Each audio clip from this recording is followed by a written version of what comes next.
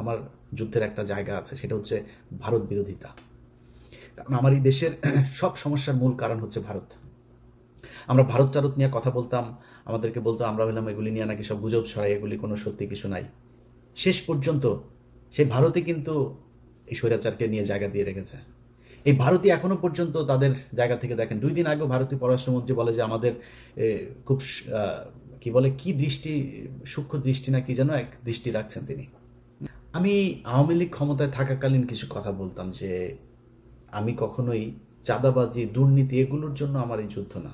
আমার যুদ্ধের একটা জায়গা আছে, সেটা হচ্ছে ভারত বিরোধিতা। কারণ আমার এই দেশের সব সমস্যার মূল কারণ হচ্ছে ভারত। আমরা ভারত চারত নিয়ে কথা বলতাম, আমাদেরকে বলতো আমরা হলাম এগুলি নিয়ে নাকি সব গুজব ছড়াই, এগুলি কোনো সত্যি কিছু নাই। শেষ পর্যন্ত সেই ভারতই কিন্তু এই স্বৈরাচারকে নিয়ে জায়গা দিয়ে রেখেছে।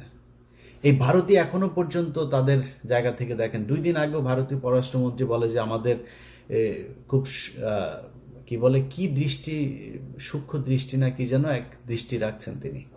হুম তুই কে রে বেটা আমার দেশের কি হবে সেটা দৃষ্টি রাখার জন্য? তোর এনে হাগার পায়খানা নাই, তুই পায়খানা বানা আগে। তোর ওই দেশের মানুষের চাইতে এই দেশের মানুষ বহু ভালো আছে, তুই করা লাগবে না, তুই তোর দেশ নিয়ে চিন্তা কর। এটা বলেছে এই এই ইন্ডিয়া বলেছে। তার মানে আমরা যা বলতাম এই দেশের মূল সমস্যা ভারত, তারাই সমস্যা। অতএব আমাদের ওই জায়গা থেকে বের হইতে হবে।